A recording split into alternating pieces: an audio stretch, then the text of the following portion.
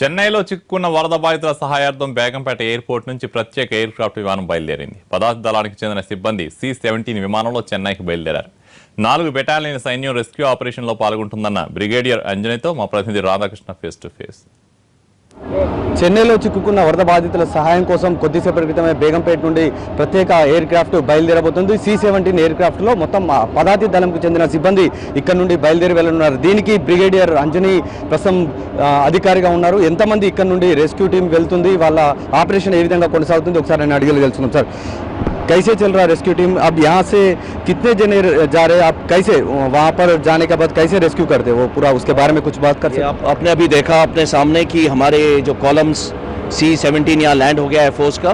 हमारे army columns अपने diploid हैं यहाँ पर, यहाँ पहुँच चुके हैं. 4 कॉलम्स हम लोग यहाँ से भेज रहे हैं. वो लोग अपने साथ पूरी अपना मटेरियल यहाँ से लेके जा रहे हैं रिलीफ रेस्क्यू ऑपरेशंस का. आज शाम तक हम वहाँ पहुँच जाएंगे और फिर उसके बाद सिविल एडमिनिस्ट्रेशन के साथ मिलकर, चाहे वो कम्युनिकेशन रेस्टोर करना हो, चाहे आपका मेडिकल एड देना हो, चाहे किसी को सेफ प्लेस में लेके जाना हो, हम लोग अपने साथ बोट्स जो हमारे OBMs हैं और हमारे चप्पू वाले बोट्स हैं वो भी लेके जा रहे हैं, रशिया सर्च लाइट्स. सो उनके साथ मिलकर मिलाप के साथ हम लोग उनको रेस्क्यू करेंगे और उसी प्रकार से उनको सेफ प्लेस में पहुँचाएंगे.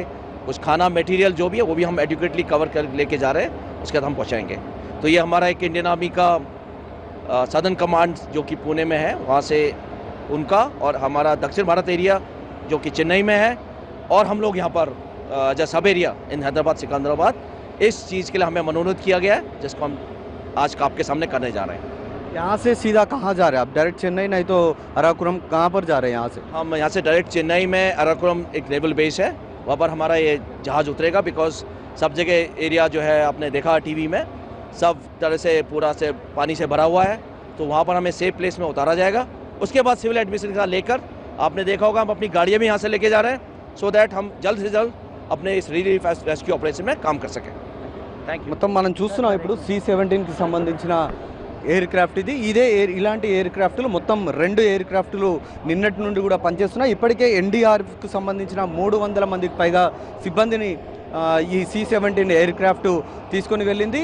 వారితో పాటుగా 20 టన్నులకు సంబంధించిన సామాగ్రిని కూడా తీసుకొని వెళ్ళింది. అంటే అందులో వాటర్ కావచ్చు, లేకపోతే వాళ్ళకి కావాల్సిన సామాగ్రి వాటిని తీసుకొని వెళ్ళింది. అలాగే ప్రస్తుతం మనం 134 మందితోటి కూడిన ఆర్మీకి సంబంధించిన, అంటే పదాతి దళంకు సంబంధించిన టీము వెళుతుంది. అందులో ఆ టీంలో మొత్తం 134 మంది ఉన్నారు. వారితో పాటుగా వాళ్ళకి కావాల్సిన సామాగ్రి, అంటే ఇటు వాటర్ కావచ్చు, అంటే వాటర్ కూడా లోపలికి తీసుకొని వెళ్తున్నారు. అంటే వెహికల్స్, మనం ఇప్పుడు ఎదురుగా చూస్తున్న వెహికల్స్ ఏవైతే మనకు కనబడుతున్నాయో ఆ వెహికల్స్ అన్ని కూడా ఇప్పుడు ఈ C-17